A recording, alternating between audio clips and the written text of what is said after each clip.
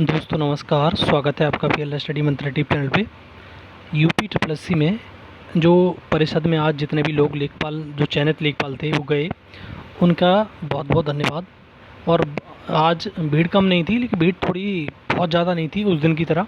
जो 26 फरवरी को धरना हुआ था उसमें बहुत सारे लेखपाल आए थे, लेकिन आज थोड़ा सा वो माहौल था वो उस प्रकार से नहीं था।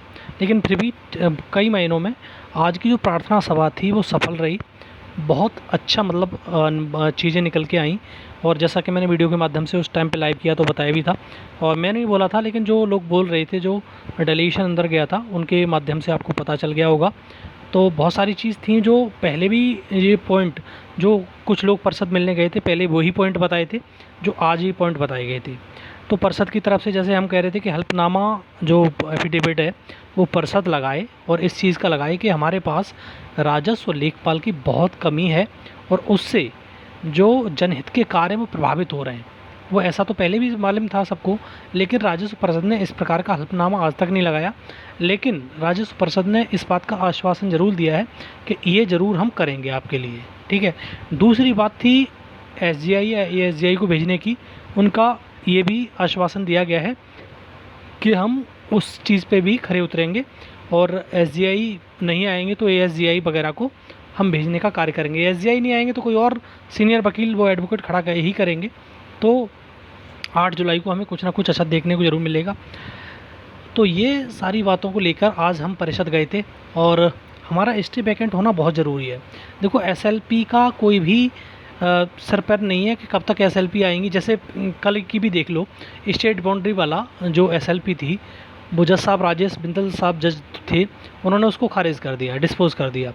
इसी प्रकार से क्या ये जो याची हैं वो बार बार इस प्रकार की हरकतें करके उल्टा सीधा तथ्य लगा के वो लेके आ जाते हैं एसएलपीओं को।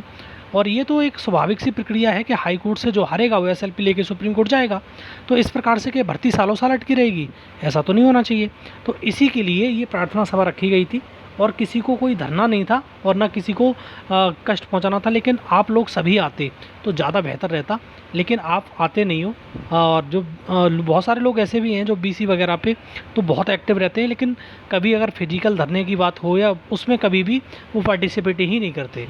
ठीक है। तो ये थोड़ा सा अच्छी बात नहीं है। जब आपसे आह्वान किया जाता है तो आप अपनी भर्ती के लिए, किसी दूसरे की भर्ती के लिए नहीं है, आप अपनी भर्ती के लिए ज़रूर तत्पर होते और ज़रूर वहाँ से आते। तो मोटा मोटा ये निकल के आया है इसमें सारी यही है कि आज की जो सभा थी बहुत सफल रही। सफल इस मायने में मैंने बता दिया। सबसे पहला पॉइंट तो ये है कि वो किसी न किसी सीनियर एडवोकेट के साथ उतरेंगे। ठीक है। राजस्व परिषद अपना हल्फनामा वगैरह लगाएगा। अब सबसे पहले तो एफिडेविट की बात है कि एफिडेविट लगाएगा, और कोई ना कोई सीनियर वकील आपके लिए, चाहे एसजीआई हो, चाहे एएसजीआई हो, चाहे कोई अन्य वकील हो, वो नहीं कह सकते, लेकिन वो राजस्व परिषद और यूपी ट्रिपल एससी तुम्हारा खड़ा करेगा। अगर खड़ा करेगा तो बहुत सारी चीज़ें वहाँ से बदल जाएंगी। और 8 तारीख को निश्चित तौर पर मानिए दोस्तों कि आपका स्टे हटेगा और आपको नियुक्ति मिलेगी। भले ही अगर स्टे हट जाएगा, भले ही आपकी एसएलपी चलती रहे, उससे हमें पहले भी हमें कोई मतलब नहीं था, आज भी कोई मतलब नहीं है। बस हमारा स्टे हट जाना चाहिए, हमें नियुक्ति मिल जानी चाहिए।